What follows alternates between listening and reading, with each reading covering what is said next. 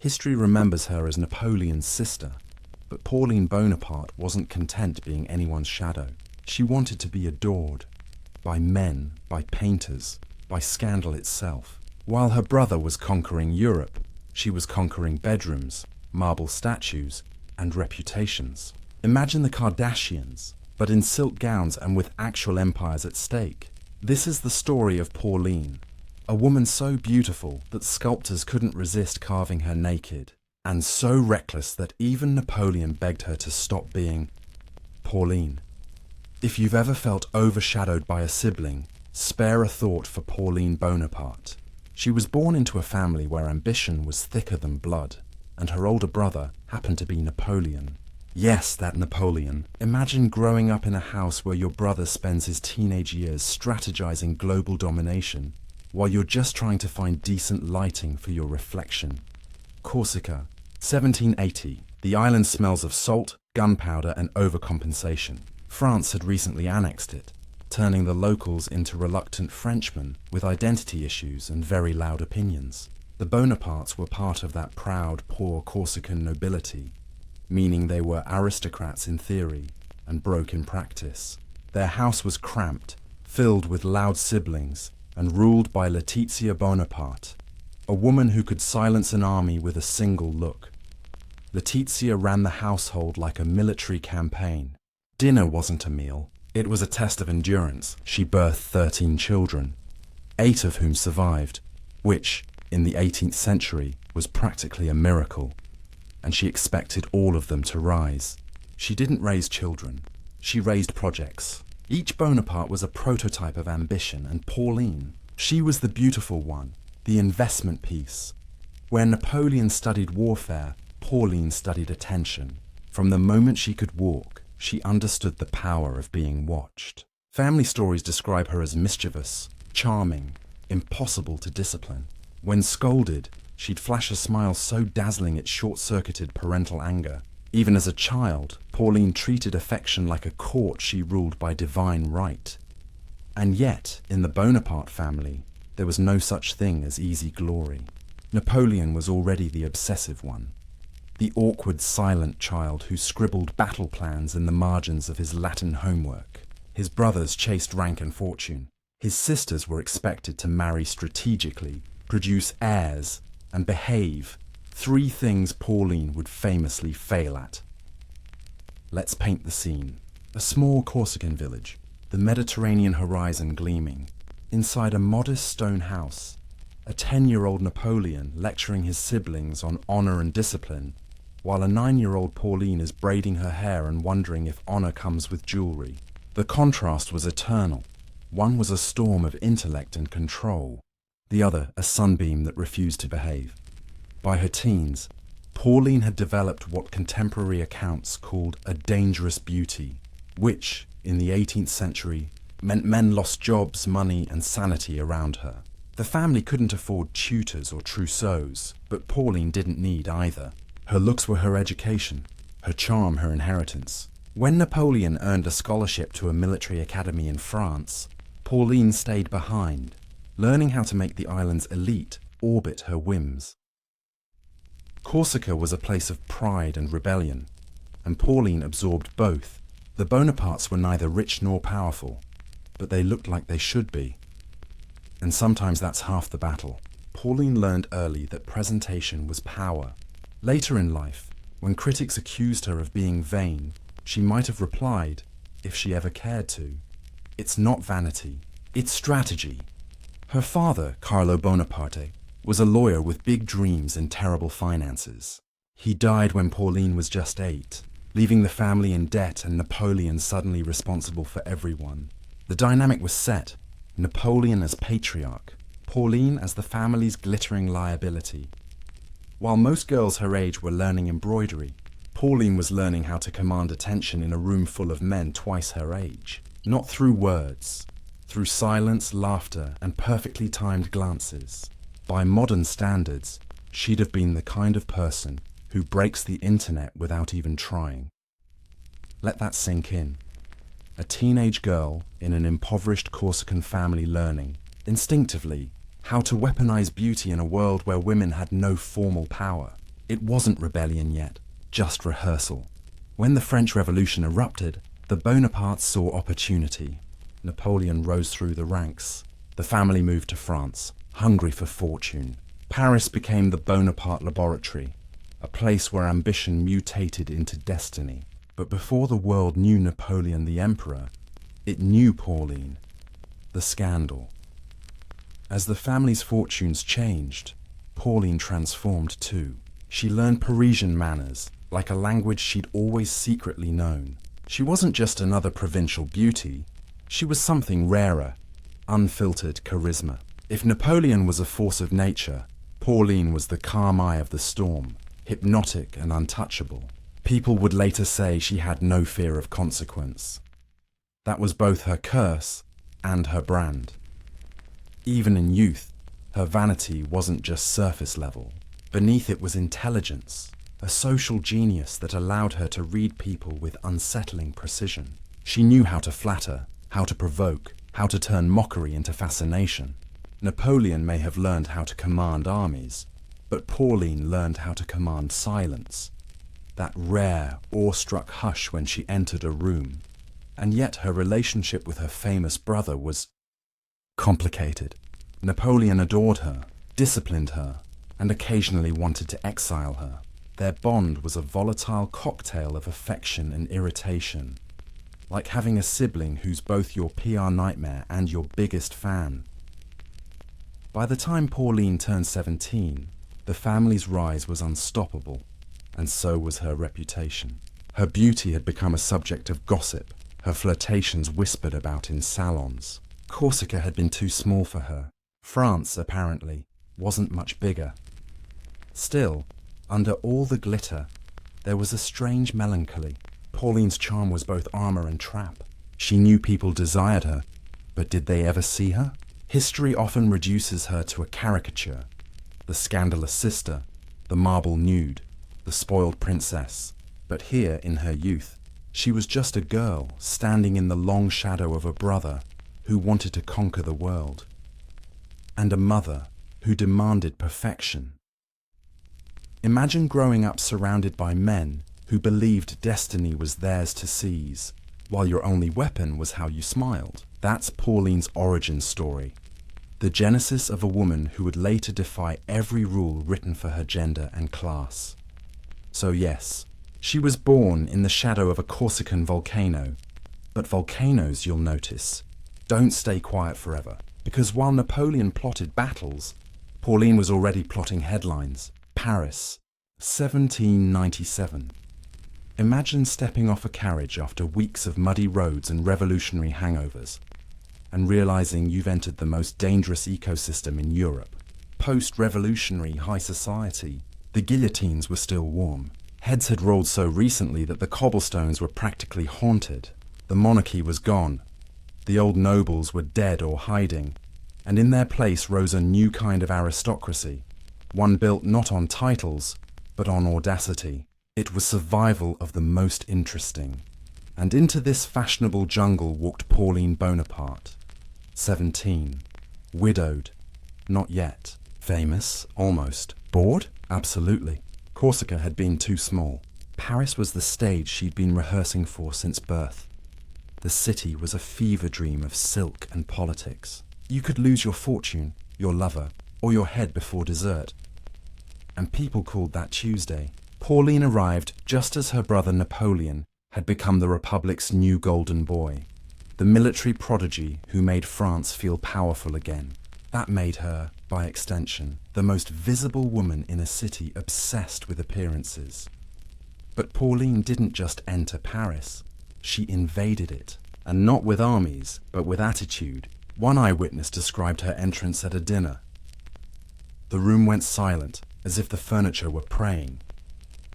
She wasn't conventionally intellectual, but she possessed that rare genius of knowing exactly how to make other people forget themselves. When she laughed, men forgot their wives. When she frowned, fashion changed to suit her mood.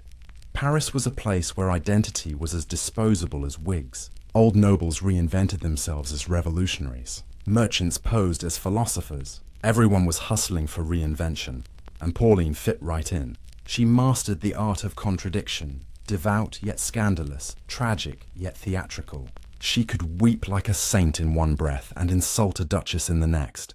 There's an old saying, reputation is a coin you can only spend once. Pauline spent hers daily, and somehow it kept replenishing. She didn't play the game. She was the game. In salons thick with perfume and politics, she became the conversation. Her beauty, her wit, her rumoured affairs. Artists wanted to paint her. Gossip columnists wanted to survive her. Parisian newspapers described her as the most dangerous smile in France, and that wasn't an exaggeration. But beneath the laughter and flirting, something deeper was at play. Pauline's confidence came from defiance, a refusal to be boxed into what a woman of her status should be. She wasn't content to sit quietly beside her powerful brother. She wanted to be seen, not as a Bonaparte accessory, but as a phenomenon, and she succeeded, by being the scandal everyone couldn't stop watching. Let's pause for context. In the 1790s, French society was recovering from collective trauma. The revolution had promised equality, but delivered paranoia. Everyone was performing, even survival was theatre. The rich pretended to be humble, the humble pretended not to be starving. Pauline, though, she didn't pretend at all. She flaunted her luxury, mocked hypocrisy, and made honesty look indecently glamorous. Still, her rise wasn't just vanity, it was strategy. Napoleon's fame gave her a spotlight, but Pauline knew how to own it. When her brother became first consul, she didn't shy away from his power. She branded it. Her salons were extensions of the empire's charisma. Generals courted her favour because it might lead to Napoleon's ear. Diplomats measured her smiles like stock prices. And yet, the irony, she never took it seriously. "Power bores me," she once said, "unless I can wear it." A line that could be engraved on her tombstone, or stitched on a luxury handbag.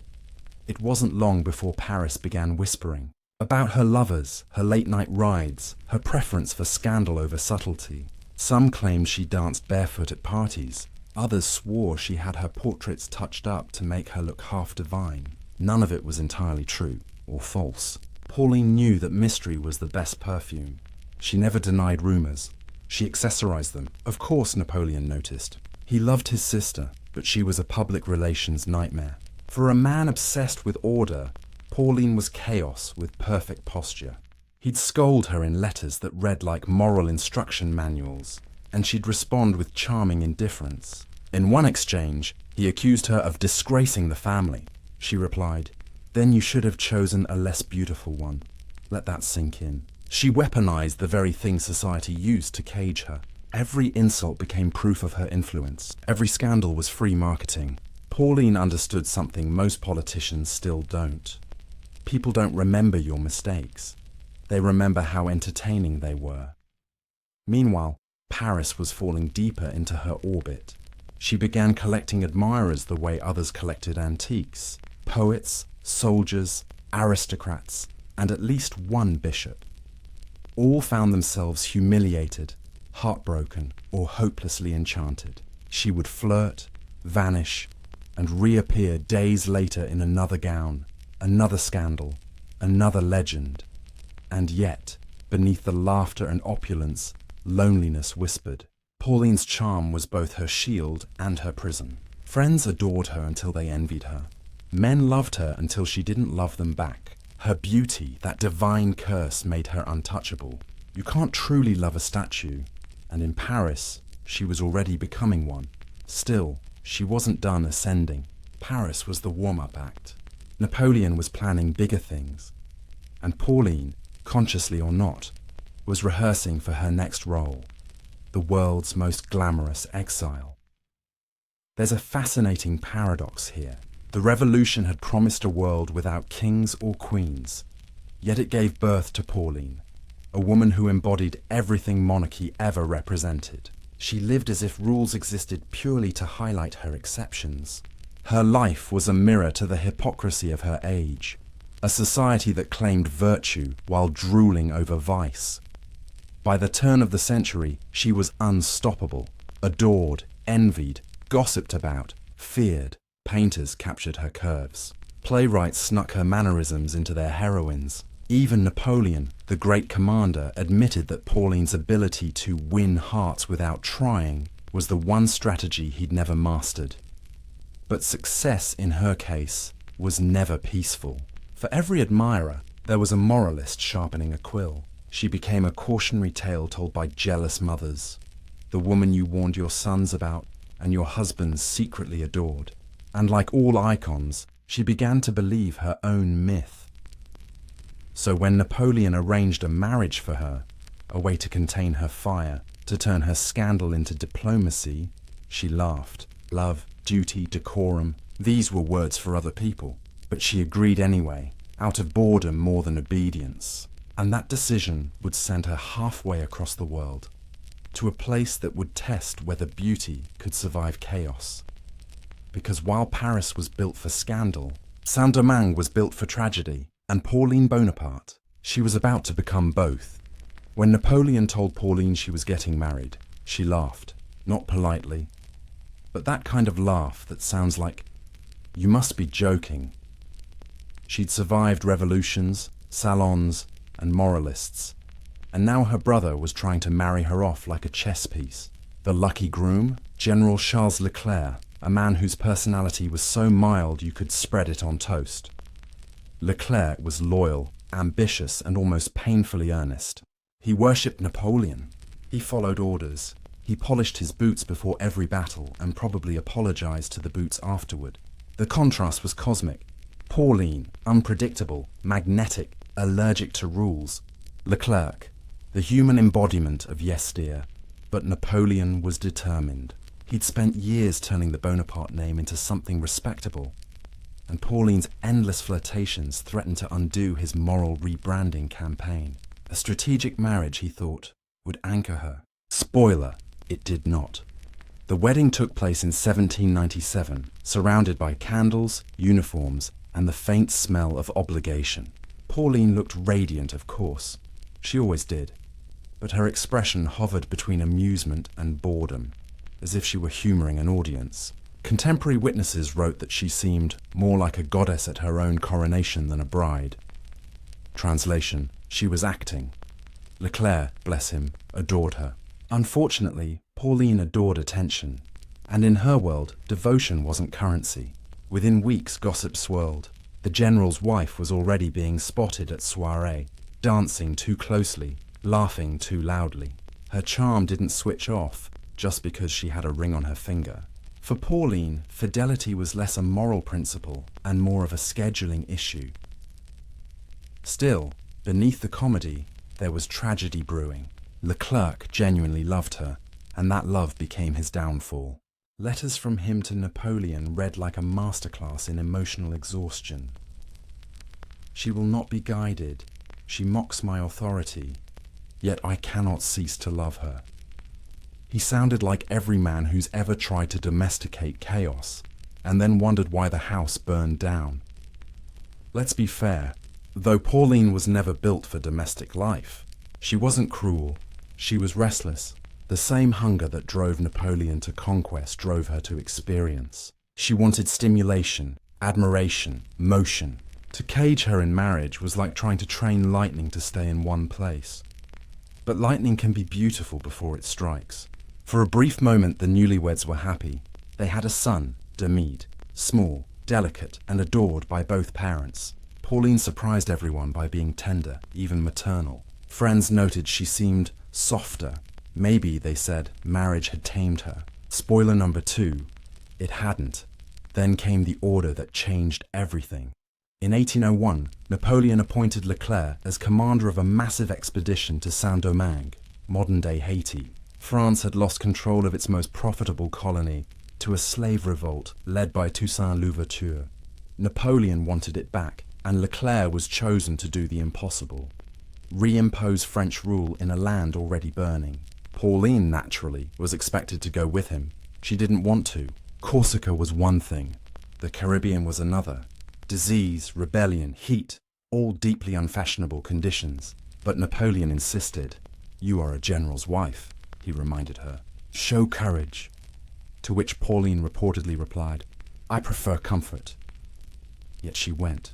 Perhaps out of loyalty to her husband, or perhaps because defying Napoleon was like defying gravity, briefly satisfying, but inevitably painful. The voyage was a nightmare. The ship smelled of salt, sweat, and despair. Pauline spent most of it seasick, wrapped in silks, cursing both her brother and the weather. When they arrived, Saint-Domingue looked nothing like the paradise promised in travel pamphlets. It was chaos. The rebellion had transformed the island into a battlefield, tropical, humid, and lethal. Yellow fever was everywhere. Soldiers dropped faster than bullets. Leclerc, ever the soldier, threw himself into his mission. Pauline, ever the diva, turned survival into performance. She demanded her villa be redecorated, imported furniture, and hosted dinners while gunfire echoed in the distance. The locals called her La Petite Reine, the Little Queen, half in awe, half in disbelief. Her husband slogged through swamps while she bathed in perfumed water. She had her maids iron her dresses in the heat, ordered shipments of fine wine, and once reportedly asked if mosquitoes respected rank. They did not. It's easy to mock her, and historians often have. But imagine the absurdity of her existence. A Parisian beauty dropped into a dying empire, surrounded by disease and despair, trying to maintain the illusion of civilization while the world collapsed. In a way, her extravagance was defiance, a refusal to let horror touch her. If the world was chaos, she would respond with glamour, and yet the cracks showed. Letters from officers mention her melancholy, her isolation. Beneath the laughter and perfume, Pauline was terrified. Leclerc grew sicker every day, and the air itself seemed cursed. The island was eating him alive. By late 1802, the French campaign had turned disastrous. Tens of thousands of soldiers died. The rebellion refused to die with them. Pauline watched her husband waste away. His skin yellowed, his eyes sunken. For all her dramatics, she didn't abandon him. She nursed him, held his hand, and wept. For the first time, the woman who'd mocked tragedy was living inside it. When Leclerc finally died of fever, she collapsed. Genuinely, not theatrically. Her maids found her clutching his uniform, sobbing until her voice broke. In that moment, the gossip melted away. The Parisian temptress was just a widow in a world too cruel for love stories. The island stank of death, and Pauline wanted out. She begged Napoleon to bring her home. He did. The voyage back to France was quiet, heavy. She brought Leclerc's remains in a coffin beside her, and her son, Dermide, sleeping on her lap. It was the first time Pauline Bonaparte returned to Paris without a scandal, and the last time she ever would. Picture this, a tropical paradise where the air smells like sugar and death. The sun doesn't just shine here, it stalks you. This is Saint-Domingue, 1802, the richest colony in the world and also the deadliest. French soldiers were dying faster than they could be buried. And into this humid inferno sailed Pauline Bonaparte, the self-declared goddess of civilization. The locals watched in disbelief as her ship arrived.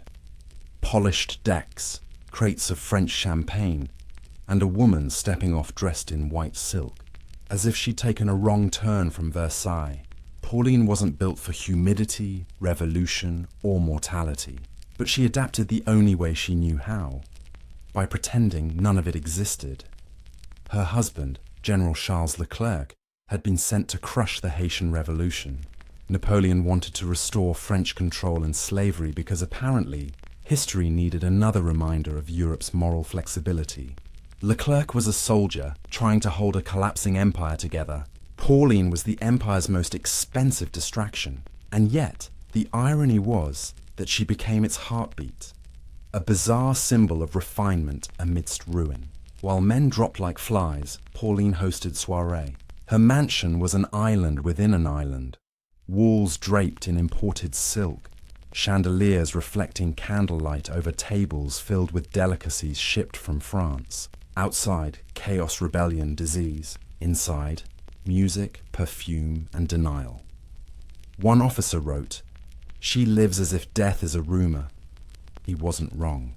Pauline held masked balls while yellow fever ravaged the troops. She rode through camps wearing diamond bracelets, greeting officers with the confidence of someone who believed bullets had manners. Soldiers adored her, generals cursed her. Leclerc, caught between admiration and exasperation, once said, "My wife has more courage than my army, but less sense than my horse." Still, she had a strange effect on morale.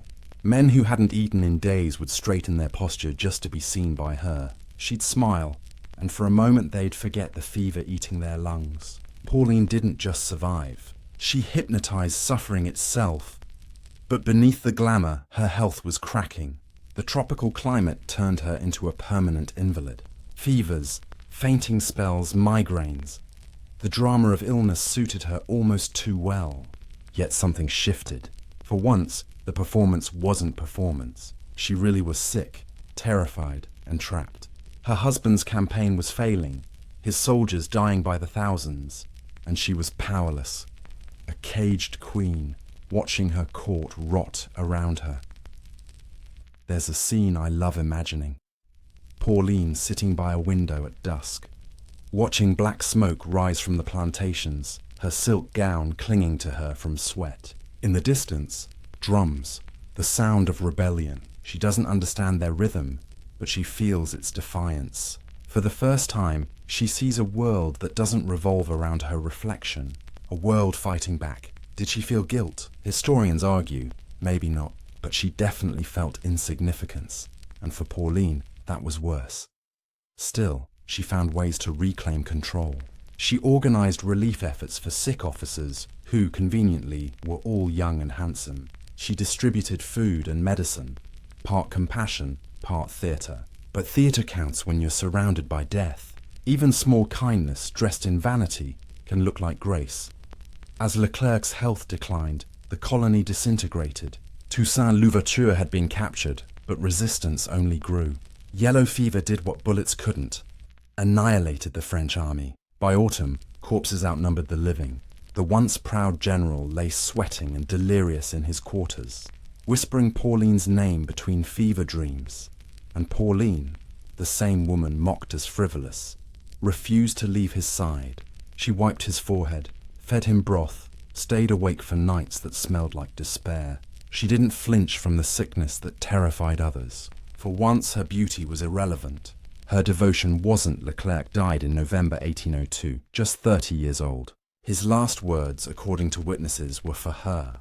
Pauline, barely 22, watched the only man who'd ever truly loved her disappear into the Caribbean heat.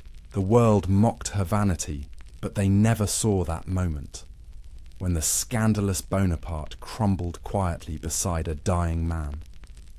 After his death, Pauline did something few expected. She ordered the construction of a magnificent funeral pavilion, right in the middle of the infected city. While corpses were being burned en masse outside, she had Leclerc's body embalmed and laid out in a white chamber filled with roses. It was grotesque, romantic, and completely her. She slept beside his coffin for nights, saying she could still feel his warmth through the marble. People whispered she'd lost her mind. Maybe she had. Grief and fever do strange things. But maybe, just maybe, she was trying to preserve dignity in a world where everything decayed too fast. When Napoleon heard the news, he ordered her home immediately. France needed its scandal back. So Pauline boarded a ship, bringing with her Leclerc's coffin and her surviving son, Dermide. As the ship sailed away, the island burned behind her. The empire had failed, the rebellion was reborn, and the Caribbean had claimed another conqueror. The voyage home was quiet, almost ghostly. Pauline spent most of it in her cabin, staring at the sea, pale and feverish. The woman who once bathed in champagne now bathed in sweat. The sickness followed her, a reminder that even beauty couldn't outshine mortality. When she finally reached France, the newspapers expected a broken widow. Instead, they got a vision. Dressed in black silk, veiled and radiant, Pauline stepped ashore, looking like grief had hired a stylist. Paris fell in love with her all over again. Mourning, it turned out, was her best look. The irony was perfect. The girl accused of being heartless returned with a dead husband, a sick child, and the aura of tragedy. Society didn't know whether to pity her or applaud her. Pauline didn't care. She'd seen the apocalypse and learned that sympathy was just another kind of applause. Still, something inside her changed. The Caribbean had left its mark. Not just the fever scars on her skin, but a kind of weariness behind the laughter. From this point on, her life would be a balancing act between decay and defiance. She'd learned how fragile empires were, how easily bodies failed, how thin the veil between glamour and rot could be. But of course, the world didn't see that. They only saw the surface, the dresses, the diamonds, the perfectly timed sighs. Paris adored her, Napoleon tolerated her, and Pauline, she simply kept existing because extinction for her wasn't an option. Still, she couldn't escape the ghosts she brought home. The memory of heat and disease, the smell of roses and death. They lingered behind her perfume, whispering reminders of everything she'd lost. So, yes, Pauline Bonaparte returned from the Caribbean alive, but the woman who left Corsica was gone. In her place stood something else, a survivor wearing grief like silk. And the city she was about to re-enter, glittering, hungry and unholy, had no idea what to do with her next.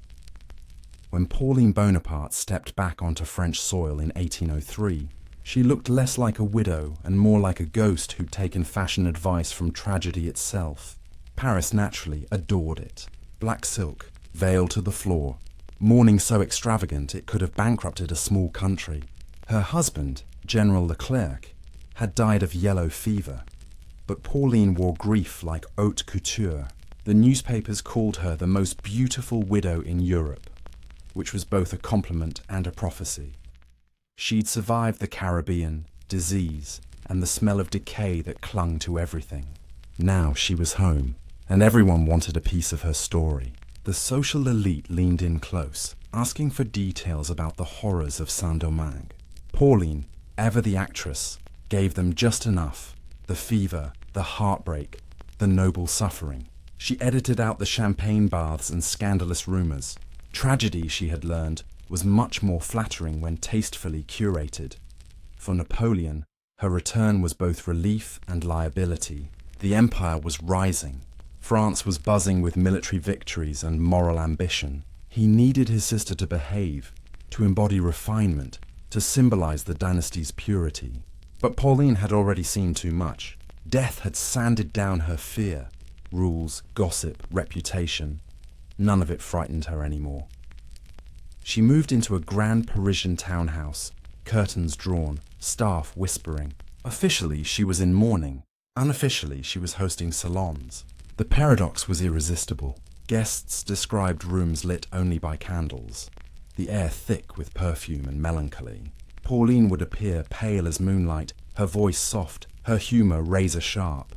Ah, she'd sigh, how strange to live among the living again. She'd mastered the art of tragic charm, and Paris couldn't get enough.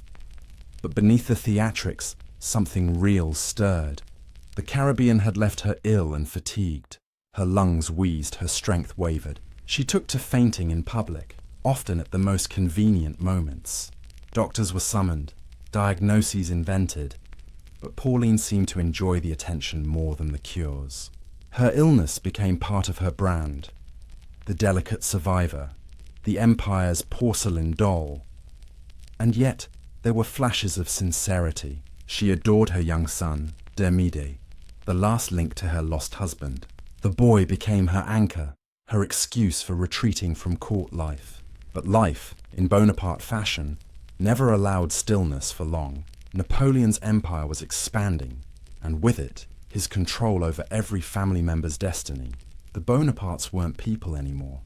They were props in a historical epic. So when Napoleon began arranging new marriages to strengthen alliances, Pauline became a valuable chess piece once again. Ministers whispered names, titles, fortunes. Pauline laughed. "I've buried one husband," she said. "I'll not be rushed into burying another." Her defiance amused and infuriated Napoleon in equal measure. but defiance had its consequences. At court events, Pauline's flirtations resurfaced. Harmless on the surface, scandalous in implication. She'd dance too long, laugh too loud, tilt her head in that practiced way that made powerful men forget their wives' names. The gossip mills churned. "The widow Leclerc," they whispered, "has forgotten her mourning." In truth, she hadn't forgotten. She'd repurposed it. Grief, she realized, was a kind of armor. The more fragile she appeared, the freer she became. Men pitied her. Women underestimated her. Napoleon scolded her. And Pauline, ever the strategist, smiled through it all. Still, her charm masked exhaustion. The nights were long, filled with dreams of the Caribbean, feverish, sun-drenched nightmares that smelled of roses and gunpowder. Some mornings she'd wake disoriented, whispering her husband's name. But she'd never show weakness in daylight. The world didn't reward sincerity. It rewarded spectacle, and spectacle she could provide. One evening, at a dinner celebrating Napoleon's growing empire, Pauline arrived in white silk instead of black. A scandal. She claimed she was honoring purity of spirit. Paris heard, "The widow is back." The rumor spread like perfume. Napoleon, furious, summoned her the next day. He accused her of disgrace. She looked him in the eye and said, "Brother, you conquer nations. I conquer moods." For once the emperor had no retort. She walked out of the room victorious, again, but victory has a cost. The deeper she leaned into her myth, the lonelier she became. Friends adored her, but no one confided in her. Men desired her, but none understood her. Pauline's world was crowded and empty at once. The strange purgatory of being adored by everyone and loved by no one. And then cruelly, tragedy revisited. In 1804, her son de Midi fell ill, fever, just like his father. Pauline prayed, wept, offered fortunes to doctors, but nothing helped. Within weeks, the child was gone. The empire's most beautiful woman was once again a mother without a child, a wife without a husband. This time, her grief was not performative. She withdrew completely. No soirees, no salons. Curtains stayed closed for months. Even Napoleon, who had no patience for weakness, sent kind letters. For the first time, Pauline's silence made Paris uneasy. The gossip stopped. The laughter dimmed. When she finally emerged, she was changed. Not defeated, never that, but quieter. The fire had cooled to a steady glow. She began visiting artists, commissioning portraits, trying to immortalize what remained of her youth before it vanished. In her portraits from this era, you can see it. The sadness in her eyes disguised by confidence. The look of someone who knows beauty fades faster than power. Still, tragedy had sharpened her instincts. She started collecting property, jewelry, influence. If she couldn't control fate, she'd control luxury. People joke that Pauline's mourning budget could fund an army. They weren't wrong. Yet beneath the jewels and laughter was a woman who'd learned too late that the world only forgives women who suffer beautifully. Pauline had become an expert at that, suffering beautifully. As Napoleon's empire swelled, so did his arrogance. He decided it was time for Pauline to remarry. For politics, of course. Pauline resisted, but fate, as always, didn't care what she wanted. The next chapter of her life would take her across the Alps, into Italy, and straight into another gilded cage. But for now, she was still in Paris, glowing, grieving, and untouchable. A woman who'd lost everything and somehow turned the loss into legend. So yes, Pauline Bonaparte had returned to civilization. But civilization, with all its hypocrisy and hunger, had no idea what kind of survivor it was welcoming home. When Pauline Bonaparte finally agreed to marry again, it wasn't for love. It was for peace, or at least the illusion of it. Napoleon had arranged the match, of course. He always did. The lucky groom this time was Prince Camillo Borghese, an Italian nobleman so wealthy that his ancestors probably paid people to breathe for them. Rome adored his pedigree. Paris adored his fortune. Pauline adored the idea of being adored again. Their union was meant to merge French ambition with Italian aristocracy. a political fairy tale wrapped in velvet and vanity. The wedding glittered, but the marriage soured faster than milk in July. Camillo was handsome in that museum statue way. Perfect posture, little personality, and a soul carved entirely from etiquette. He valued decorum, she valued delight. Together, they created one of Europe's most glamorous mismatches. When they moved to Rome, Pauline's entrance was less diplomatic and more theatrical. She arrived with trunks of gowns, portraits, servants, and a reputation that arrived 3 days before she did. The Roman elite, pious and pretentious, whispered prayers and gossip in equal measure. A Bonaparte in Rome? They gasped. Surely the world is ending. Pauline responded by throwing a party. Her villa became a spectacle. Marble halls echoing with music, courtyards scented with jasmine, guests oscillating between shock and admiration. She made decadence look like defiance. Rome's old nobility tried to ignore her, but curiosity always wins over contempt. Soon bishops, artists, and bored princes were showing up just to see. They left confused, maybe converted. Camillo, meanwhile, hid behind his paperwork, embarrassed by her energy. Their marriage was less partnership, more performance art. Him representing dignity, her representing disruption. He adored her beauty, but feared her publicity. Pauline called him my statue husband, and he called her my public relations disaster. They were both right. But among the glittering absurdities of their marriage, one moment transcended gossip. The day Pauline decided to be immortalized in marble. Enter Antonio Canova, the Michelangelo of his time, Rome's most celebrated sculptor. When Pauline commissioned him, rumors exploded. Surely she won't pose nude, society whispered. Surely she will, Pauline replied, and she did. The result was Venus Victrix. Pauline reclining half naked, draped only in a silk sheet, holding an apple like she'd just beaten the goddess of love at her own game. The statue was carved from flawless Carrara marble, smooth as breath, cold as gossip. When unveiled, the reaction was biblical. Half of Rome fainted, the other half booked appointments with Canova. The Pope was horrified. The artists were in ecstasy. People whispered that the likeness was too perfect. Had she really posed nude? She claimed she hadn't. Canova claimed modesty. The truth, as usual with Pauline, lay somewhere between scandal and self-advertisement. And yet, beneath the spectacle, Venus Victrix captured something eerily sincere. Pauline wasn't just posing as a goddess. She was declaring herself one. After years of being defined by her brother's glory and her lover's rumors, this was her rebellion. The marble wasn't vanity, it was vengeance. If men could carve their victories into stone, why couldn't she? The statue became her legend. Visitors queued to see it, whispering and blushing in equal measure. Some praised its artistry, others condemned its audacity, but everyone looked. Pauline understood the power of that gaze. She'd learned it in Corsica, weaponized it in Paris, and perfected it in Rome. Now it was permanent.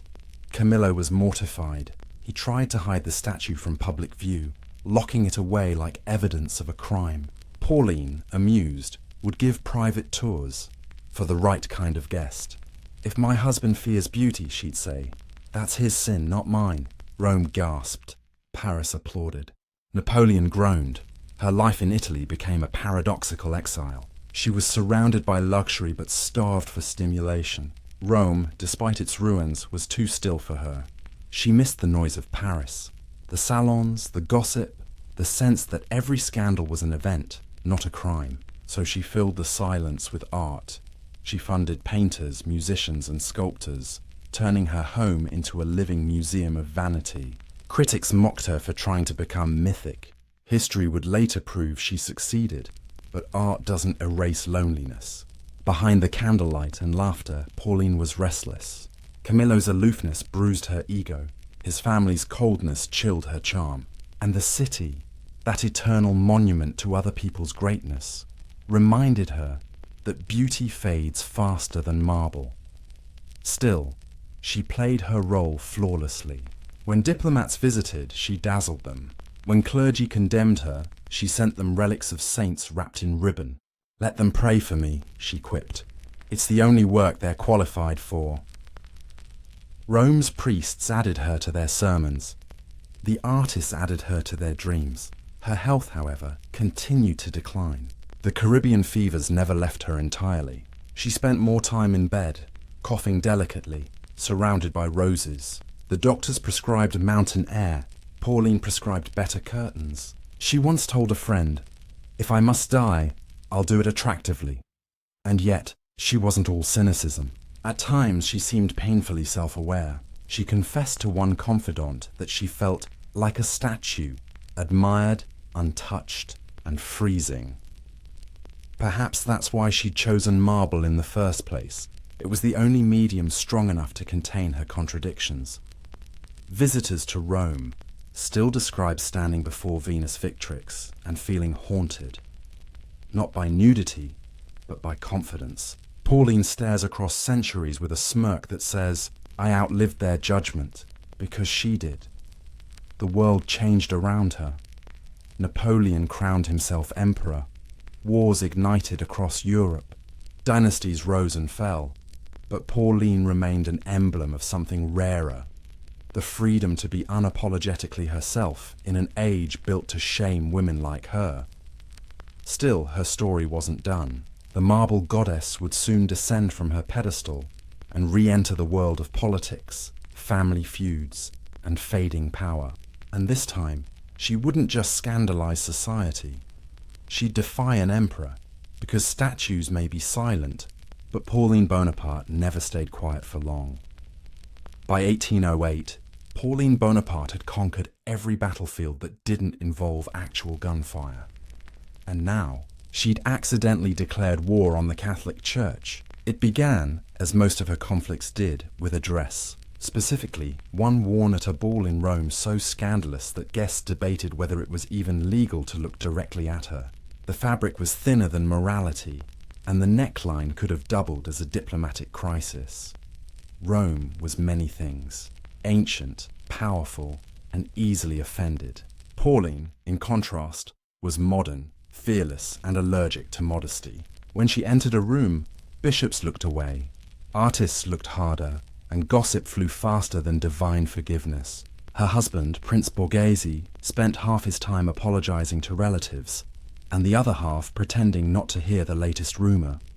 But Pauline wasn't simply provoking for sport. She was testing Rome's hypocrisy, a city built on marble saints and human sin. The same men who condemned her beauty would hours later pay painters to capture it. She was their living contradiction, the temptation they wanted publicly erased and privately immortalized.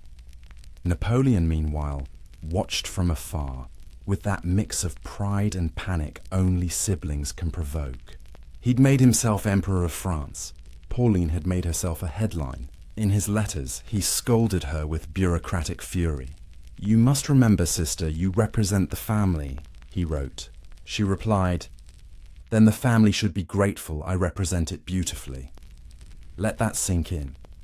While Napoleon was busy redrawing maps of Europe, Pauline was redrawing the boundaries of decency, and arguably getting more attention for it. Her relationship with the church reached its boiling point during one particularly legendary episode. Rome was preparing for a papal procession, one of those grand, gold-drenched displays of piety. Pauline, ever curious, decided to attend. She arrived late, as one does when one wishes to be noticed, wearing a gown so luminous it outshone the altar candles. The crowd parted. Even the choir faltered. When the Pope himself passed by, Pauline dropped to one knee, a gesture of reverence that somehow looked like mockery. Witnesses swore she smiled. The Holy Father's carriage slowed. His attendants whispered in horror. Rome collectively gasped, and Pauline, bored by the silence, waved. Just waved. By nightfall, she was the most talked about woman in Europe. The Vatican was appalled. Her husband was mortified. Pauline was delighted. "If the Pope noticed me," she told her maid, "then I've done my religious duty." It wasn't blasphemy. It was branding. Pauline understood what the church didn't, that scandal was the currency of immortality. Every sermon against her only made her legend stronger. She wasn't merely the emperor's sister now. She was the sinner of Rome. But Rome, for all its outrage, was fascinated. Painters begged to capture her likeness. Poets wrote verses comparing her to Venus and Eve in the same stanza. She became the muse of contradiction, sacred beauty, profane soul. Some even whispered she had her own chapel built inside her villa, not for prayer, but as a backdrop for flirtations. Whether that was true hardly mattered. The rumor itself was art. Her feud with the church turned personal when Napoleon's politics collided with papal pride. France and the Vatican were at odds, Napoleon demanding submission, the Pope refusing. Pauline, stuck between loyalty to her brother and life among her husband's devout family, became an unwilling diplomat. Her charm was her weapon, and she wielded it recklessly. At dinners, she'd toy with cardinals' egos the way others toyed with pearls. "Your Eminence," she'd purr. "Surely heaven forgives beauty.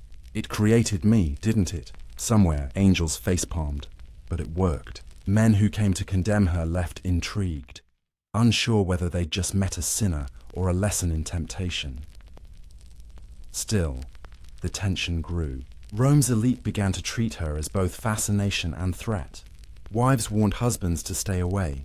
Priests warned congregations to pray harder. One noblewoman described her as a storm disguised as perfume. And truly, Pauline wasn't chaos for chaos's sake. She was movement in a world obsessed with stillness. Even her health became part of the drama. Illness followed her like a persistent suitor. Fainting spells, fevers, exhaustion. Doctors prescribed rest.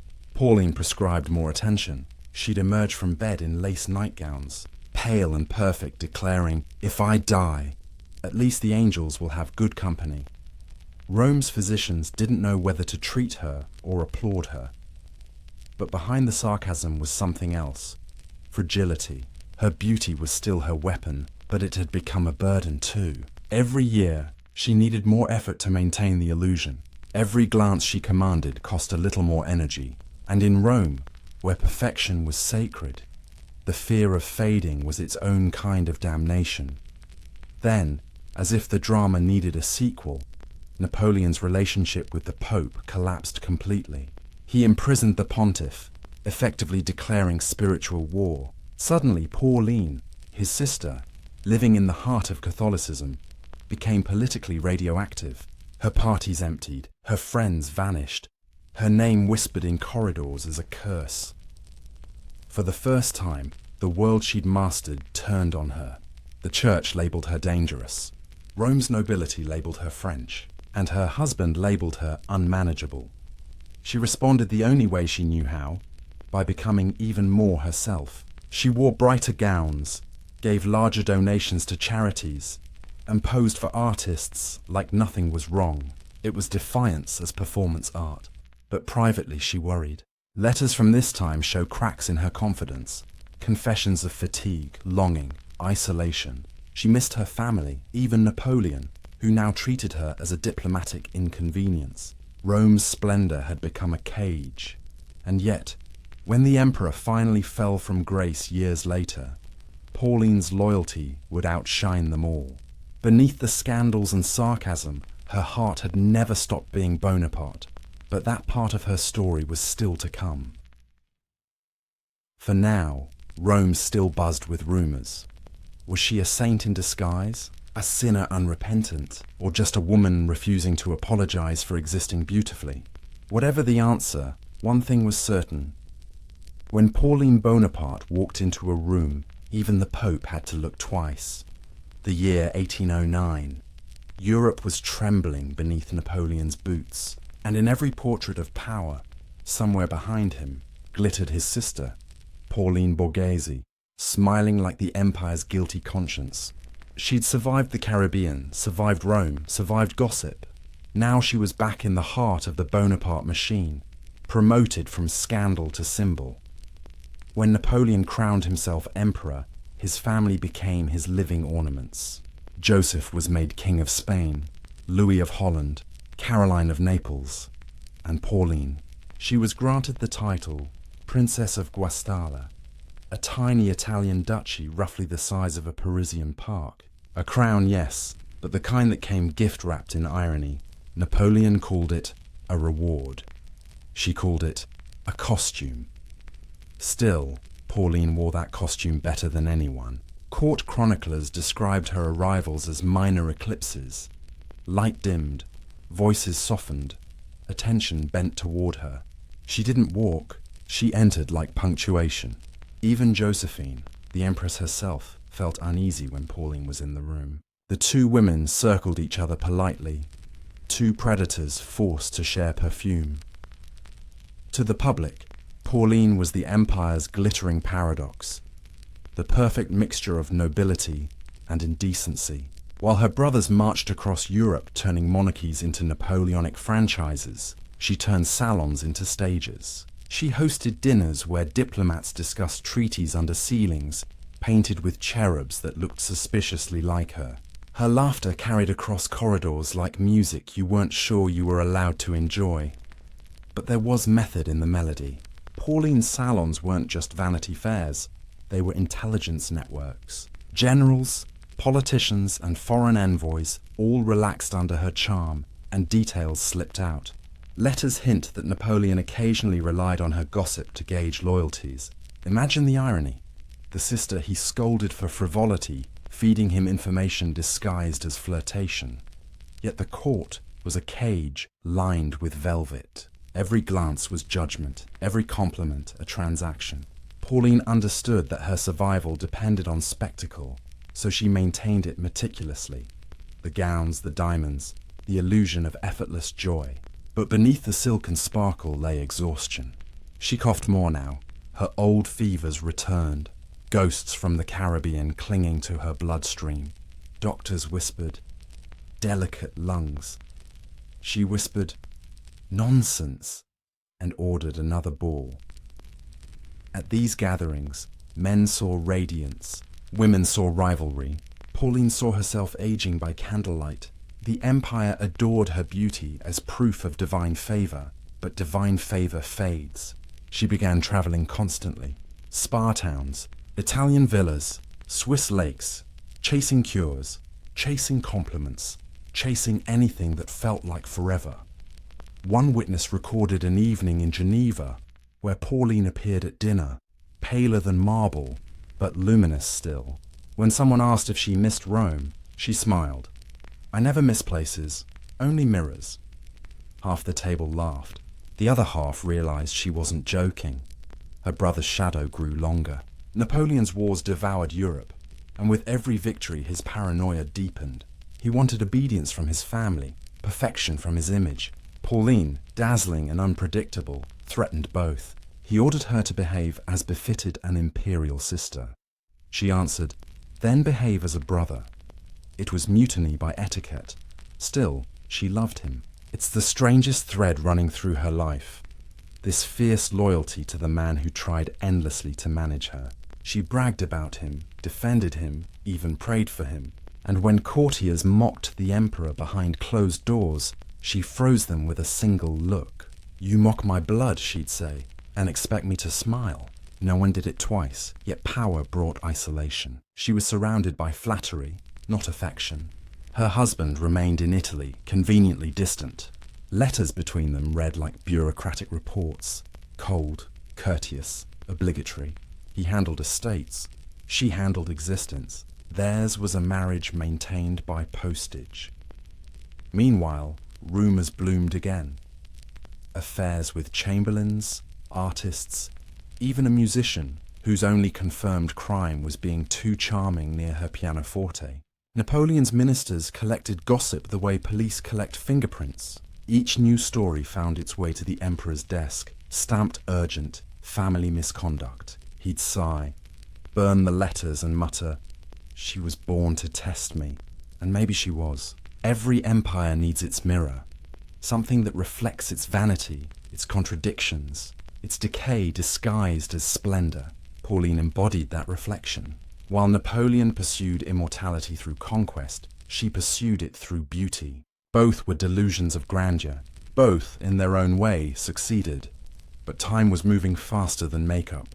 By 1810, she was visibly frailer. Doctors prescribed quiet. Pauline prescribed diamonds. She developed a new ritual.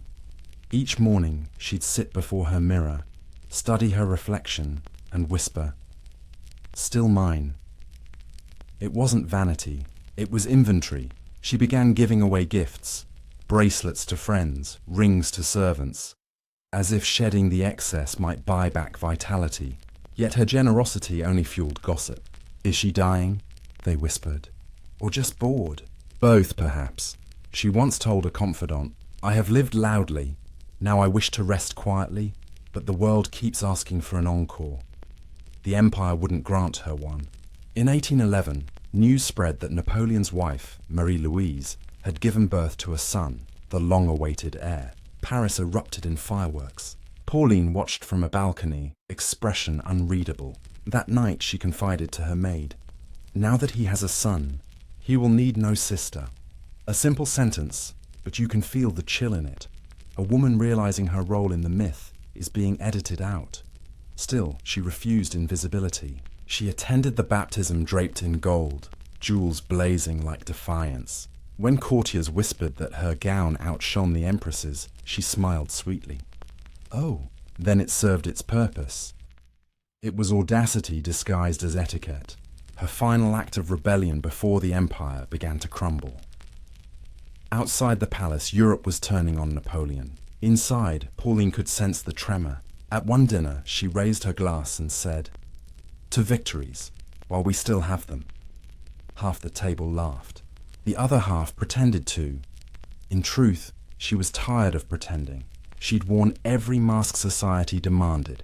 Lover, widow, goddess, sister, princess. Each one fit and suffocated in equal measure. Now, as whispers of war returned, she felt a strange calm.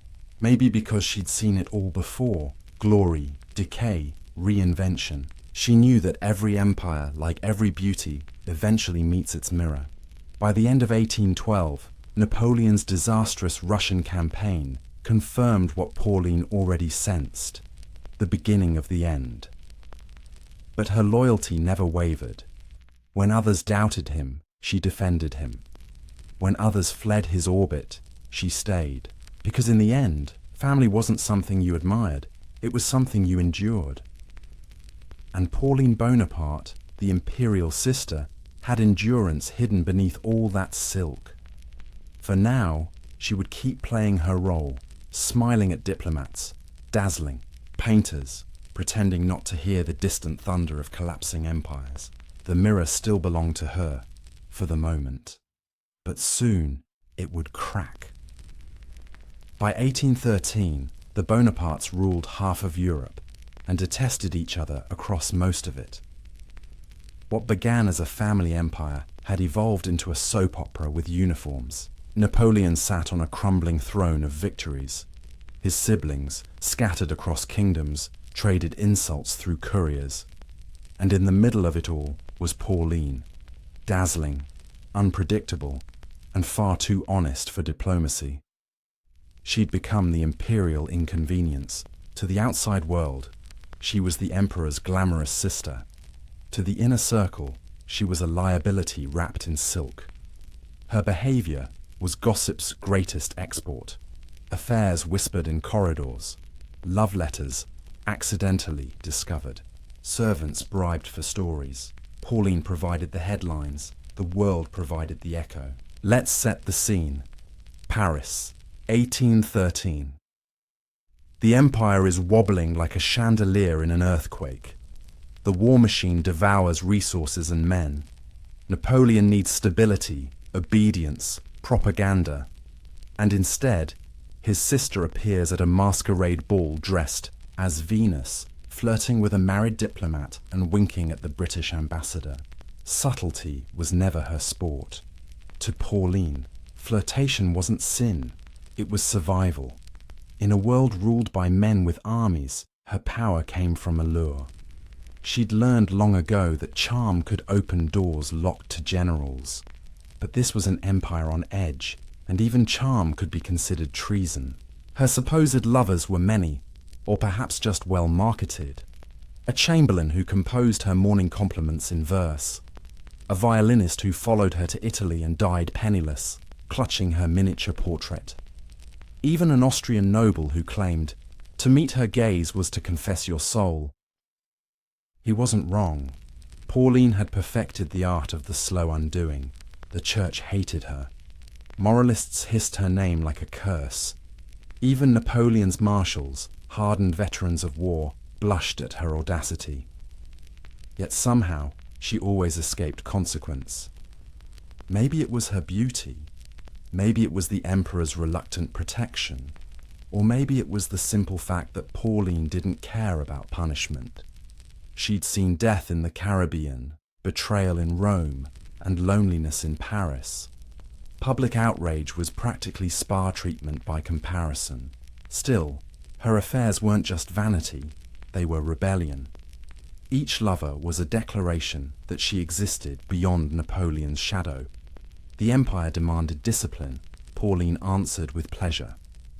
If Napoleon was the architect of control, she was the architect of chaos. Together, they embodied the empire's contradictions: conquest abroad, confusion at home.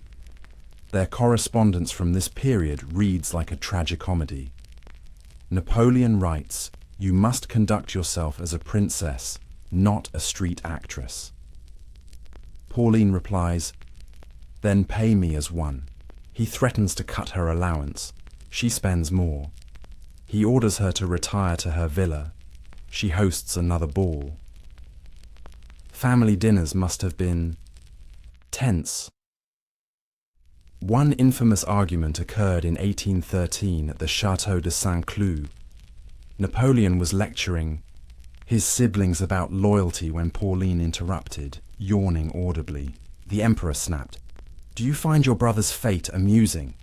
She replied, "No, but I find your speeches eternal." The room froze. Someone dropped a fork. Napoleon, stunned, turned crimson. She smiled. A duel won without drawing a sword. Behind the sarcasm, though, something more fragile brewed. Her health was failing again. The lingering fevers, the coughing, the exhaustion. She masked it under rouge and diamonds, but her letters show a creeping sadness. "I am tired of being admired," she wrote to a friend. "No one loves a statue, they only visit it." Yet even illness couldn't quiet her spirit. When her husband, Prince Borghese, accused her of infidelity, she laughed in his face. "Camillo," she said, "I've been unfaithful to boredom, not to you." He retreated to Florence humiliated. She stayed in Paris, triumphant. Their marriage existed now only in legal documents and awkward introductions. But Europe was shifting beneath them. The Allies were closing in on France. Armies marched. Alliances crumbled. And suddenly, being Napoleon's sister was more curse than privilege. The salons that once worshipped her turned cautious. Invitations thinned. Even gossip grew quieter. Not out of respect, but fear. The empire was bleeding, and no one wanted to stand too close to the wound. Pauline, of course, refused to disappear. She threw one last ball, a defiant spectacle as the empire burned. Guests arrived in mourning colours. She wore crimson silk. "We may as well look alive while dying," she quipped. The orchestra played, the candles glowed, and for one night, Paris forgot its doom. That was Pauline's gift, distraction as art form. The next morning, news came. Napoleon's forces had suffered another catastrophic defeat. Her party was the empire's last waltz. But family chaos is resilient.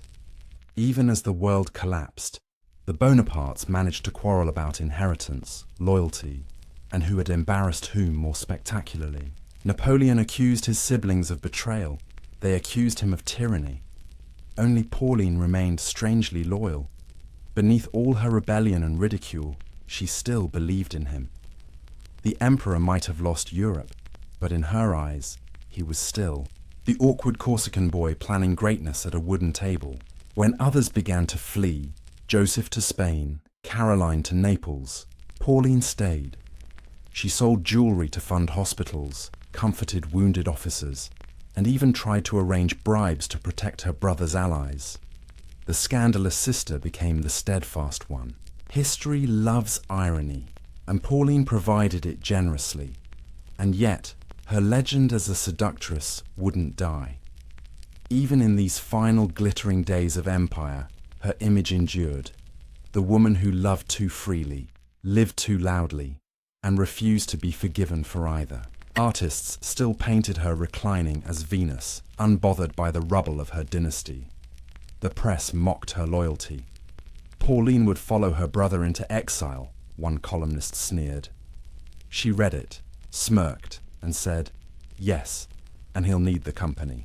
They thought she was joking. She wasn't, because soon Napoleon would fall.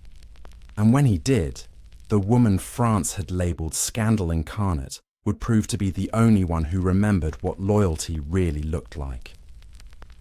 But that's another chapter. For now, Pauline Bonaparte danced on the edge of ruin, laughing louder than her enemies, living faster than time, and loving in defiance of empires. And somewhere, far away, Napoleon's star was flickering. Not yet gone, but close. Winter, 1813. Paris glittered, as if refusing to believe the rumours that the unstoppable Napoleon Bonaparte had finally met a wall higher than his ambition. In the salons, champagne still flowed. At the borders, blood did. Inside this collapsing theatre of triumph stood Pauline, the empire's brightest ornament, slowly realizing the chandelier was about to fall. She could feel it in the air. Once, letters from her brother had arrived like thunderbolts of command.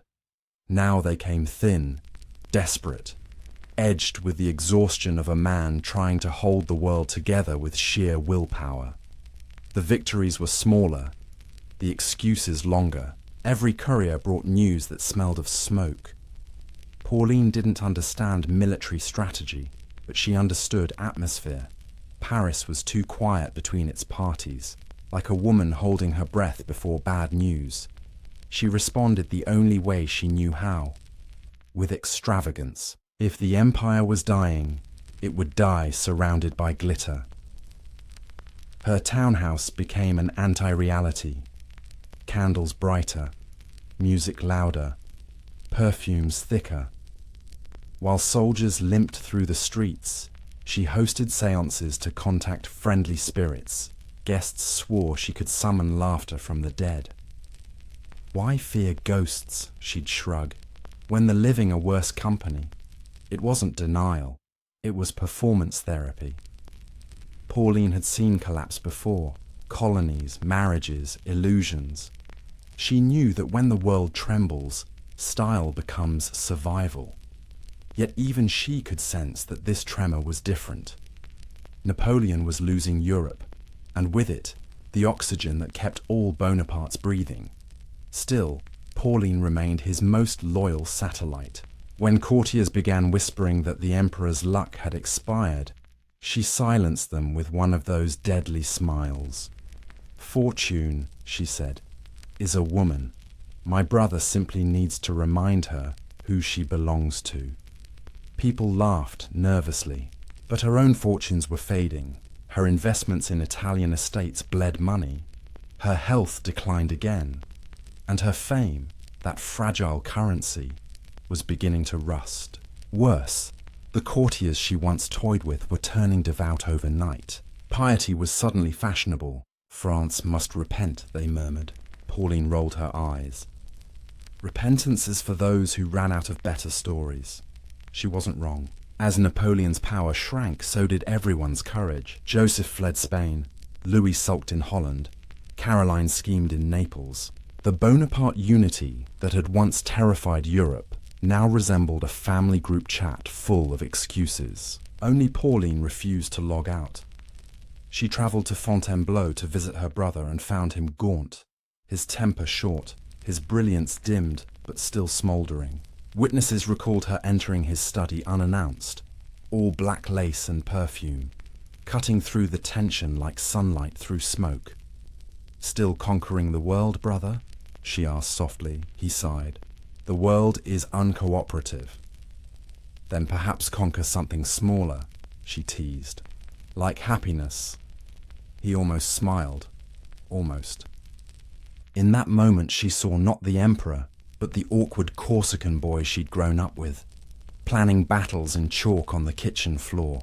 For the first time she pitied him. Empires, she realized, devour the people who build them. After that visit, Pauline became quieter. She still attended events, still dazzled, but her jokes acquired edges. "The emperor will win again," she'd say, or at least make defeat look fashionable. People didn't know whether to laugh or pray. By early 1814, enemy armies marched toward Paris. The unthinkable was becoming inevitable. Nobles fled, fortunes disappeared overnight. Pauline's friends advised her to hide her jewels. She refused. If they take Paris, let them at least admire it properly lit. When the Allies finally entered the capital, the empire shattered in a whisper, not a roar. Napoleon abdicated. The tricolour flags came down. Suddenly, being a Bonaparte was less a privilege than a diagnosis. Pauline was ordered to leave the city. She packed carefully, jewels first, pride second. As her carriage rolled out of Paris, crowds gathered. Some jeered, some wept. She kept her head high, smiling faintly, the way performers bow after a play that went terribly wrong. Exile, she decided, would be handled like couture, tailored to perfection. She settled briefly in the south of France, then Italy, always trailed by gossip and ghosts. Her staff described strange habits. Hours spent staring at old portraits, long silences interrupted by sudden laughter. "If one cannot rule the world," she told a maid, "one must at least enjoy the view from the ruins." Yet under the irony pulsed loyalty. While her siblings scrambled to secure pensions from the restored monarchy, Pauline sold diamonds, quietly, discreetly, to send money to her brother, now imprisoned on the island of Elba. Napoleon's fall had revealed everyone's character. Hers, beneath the perfume, turned out to be made of steel. Letters between them from this period survive. He writes of boredom and betrayal. She responds with humor and devotion. "You were born to command," she tells him, "and I was born to decorate. Let us both do our duty." It sounds flippant until you read it twice. Then it breaks your heart. Meanwhile, rumors bloomed again. Because gossip never abdicates. The exiled princess, surrounded by young Italian officers, spending nights under starlit verandas, refusing to mourn publicly. The moralists called her shameless. The romantics called her free. She ignored them both. Freedom, she'd learned, was quieter than either. Still, she couldn't escape the sense of ending. At night she dreamt of Saint-Domingue. Fever, thunder, drums.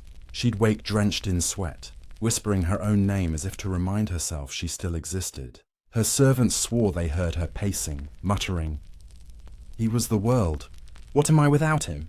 And then, a flicker of hope. Word spread that Napoleon had escaped Elba and landed in France. The 100 days had begun. Pauline laughed when she heard the news. "Of course he escaped," she said. "We Bonapartes are allergic to confinement." She immediately offered to join him, even tried to sell more jewels to fund his campaign. The royal police intercepted the transaction. She shrugged. "Tell them loyalty is not contraband." But the miracle didn't last. Waterloo came swift and brutal. This time there would be no return, no empire, no illusions left to polish. Napoleon was exiled again, farther away. St. Helena, the island that might as well have been the moon. When Pauline heard, she didn't faint or rage. She simply went silent for a full minute, then whispered, "So he has his island, and I have my ghosts." The empire had cracked, then crumbled. The Bonaparte dynasty was scattered like shattered glass, each sibling reflecting a different piece of what once was glory. And Pauline, the frivolous, the scandalous, the unforgivable, was the only one who still called herself faithful. But her story wasn't finished. Her loyalty was about to outshine her legend. When word reached Pauline that Napoleon had been sent to the island of Elba, most of Europe exhaled in relief. The monster was caged. The world could breathe again. But somewhere in Italy, a single woman refused to join the celebration. Pauline Bonaparte heard the news, closed her fan, and whispered, "Then I shall go to him." The statement was half madness, half miracle. No one believed she meant it. Exile was no place for a princess. Elba was a volcanic rock floating off Tuscany, tiny, humid, and crawling with spies. Her siblings chose comfort over loyalty. Joseph fled to America. Louis hid behind melancholy. Caroline schemed for survival. Only Pauline, the one history mocked as shallow, prepared to follow her fallen brother into obscurity. It wasn't an impulsive gesture. In her mind, it was debt repayment. Napoleon had built her world. The titles, the fortune, even the scandals were possible because he existed. If the empire was gone, gratitude demanded that she go with it. "He gave me everything," she told her servants. "I can at least bring him company." People laughed at her. They always did when she was serious. In 1814, she packed her belongings, jewels, silks, medicines, and one marble bust of her brother, and sailed for Elba. The voyage was quiet. She spent hours on deck staring at the horizon, pale and determined. When the island finally appeared, rocky and sun-scorched, she exhaled like she'd reached a shrine.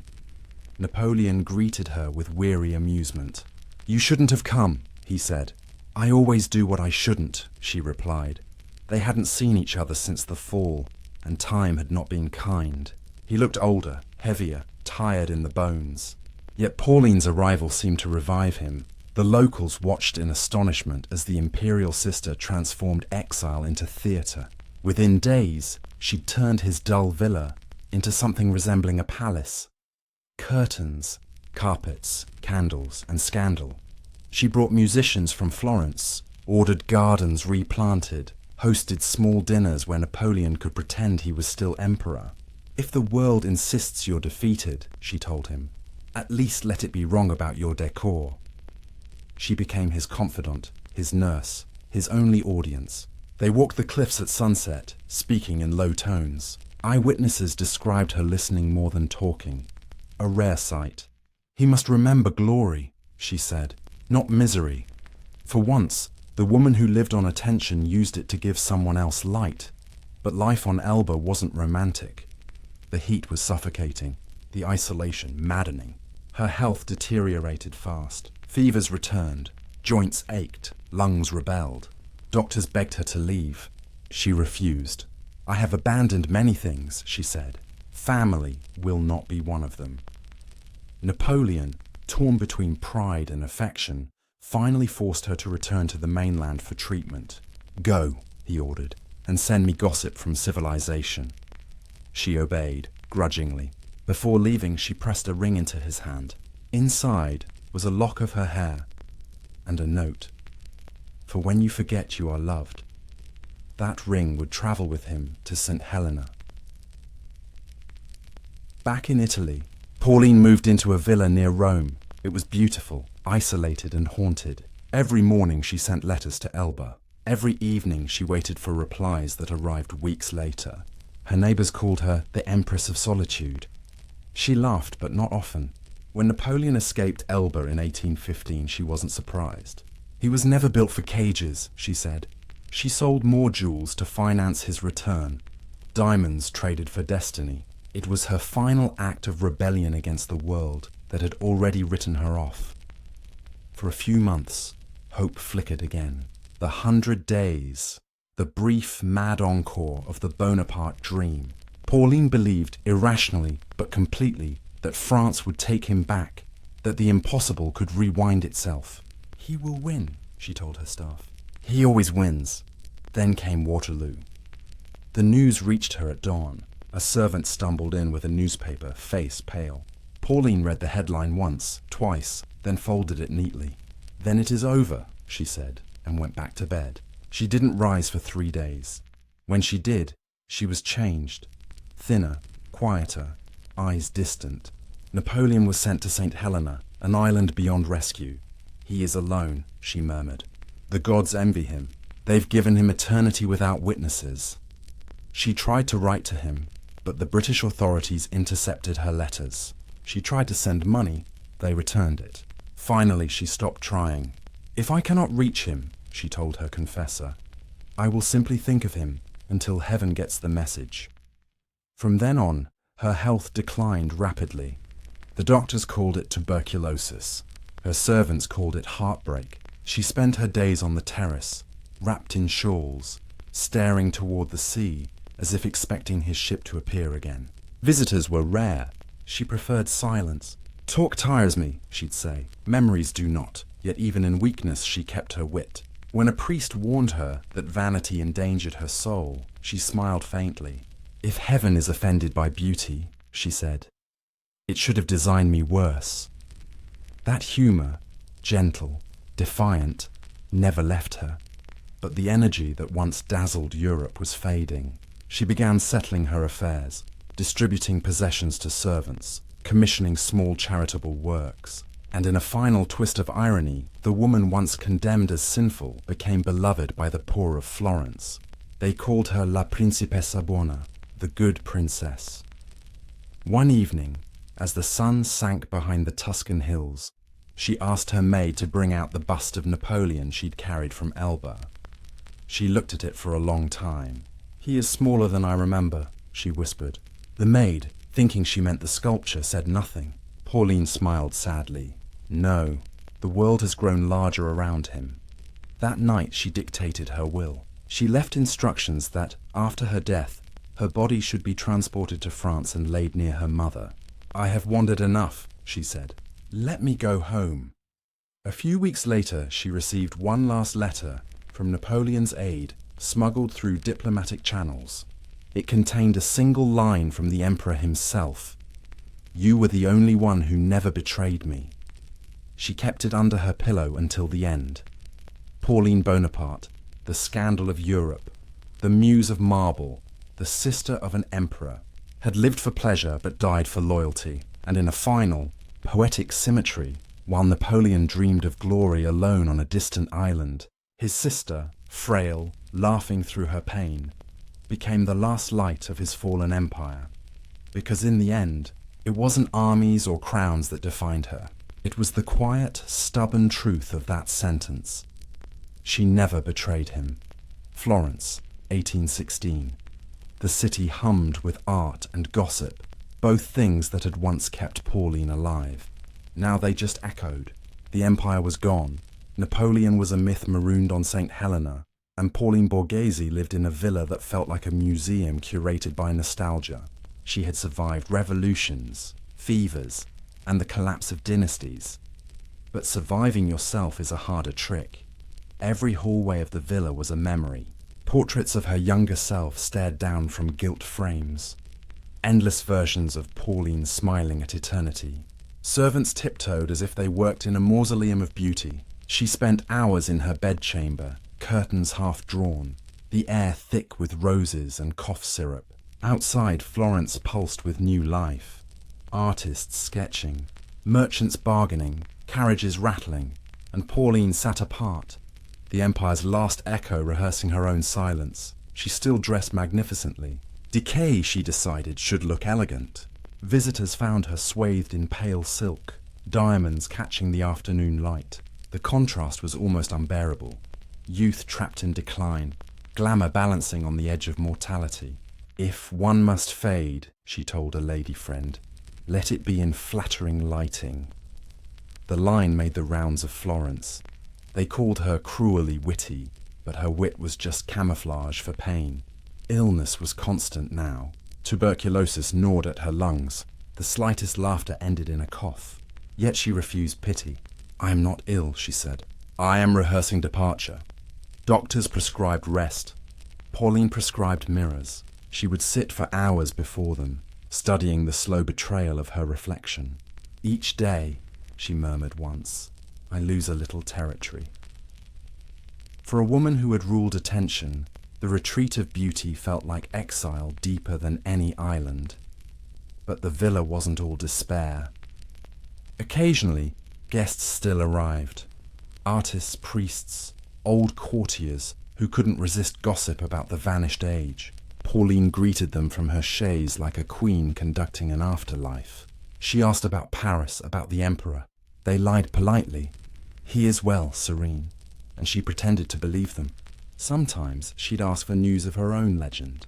Do they still talk about me? She'd ask with a smile that demanded a yes. They always gave it. Everyone knew that telling Pauline Bonaparte she was forgotten was an act of cruelty equal to murder. In private, she wrote letters she never sent. One found later among her papers began, "To the woman I used to be, you were foolish, but you were alive." Another simply said, "The world is quieter without our laughter. Perhaps that is its punishment." There was bitterness there, but also clarity. She was starting to see herself not as tragedy, but as story. A character whose purpose had been to live loudly, so others would remember living at all. Still, she couldn't escape the mirror. Some nights she ordered every candle extinguished and sat in darkness, whispering, "So this is what it's like when no one is looking." Other nights she demanded more light, more reflection, as if visibility could resurrect her. The servants didn't understand, but they obeyed. Then came a rumor, the kind that travels faster than truth. Napoleon, it was said, was dying on St. Helena. Pauline refused to believe it. She dismissed the messenger and locked herself in her room. For 3 days she neither ate nor spoke. When she finally emerged, she looked translucent, like grief turned physical. "He cannot die," she told her physician. "He is a monument. Monuments do not crumble. They erode slowly, like marble." Her strength dwindled through the autumn. She spent mornings dictating her will, afternoons revisiting memories. Once she asked a maid to bring a silver mirror and place it opposite the open window. The light spilled across her face. She studied it carefully. "Do you see?" she said. "The reflection still pretends I'm alive. Mirrors are the politest liars." Florence began to whisper about her sanctity. The same society that had condemned her as scandalous now romanticized her suffering. Women came to ask her advice on piety, on patience, on how to age gracefully, to which she replied, "Don't." Priests visited, hoping to extract confession. Pauline smiled and confessed nothing. "God," she said, "already knows all the interesting parts." Yet beneath the irony, she had softened. She gave money quietly to hospitals, sent gifts to convents, and arranged dowries for servants' daughters. When thanked, she brushed it off. "I'm just paying back interest on the miracles I borrowed." In those final months, her vanity evolved into generosity. The same instinct, just redirected outward. The villa's mirror room became her sanctuary. She'd sit surrounded by reflections, an infinite chorus of herself stretching into the past. Sometimes she spoke to them. "You were brave," she'd tell her younger image. Or maybe you were simply unafraid of boredom. Either way, thank you. The servants thought she was delirious. Maybe she was enlightened. In February 1825, a storm hit Florence. Rain lashed the shutters. Thunder rolled like the drums of long-forgotten parades. Pauline lay in bed, breathing shallowly. A priest offered final rites. She refused until he promised not to speak of humility. "I've practiced it poorly," she whispered.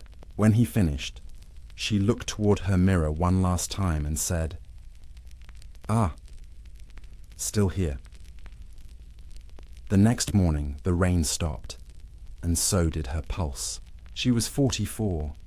News of her death spread slowly but stuck permanently. Paris mourned with the same enthusiasm it once reserved for mocking her.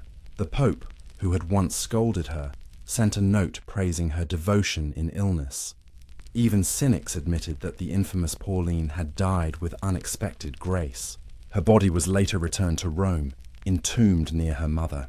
Visitors who come to that marble crypt often pass the statue of Venus Victrix. The resemblance is uncanny, the same poise, the same calm defiance.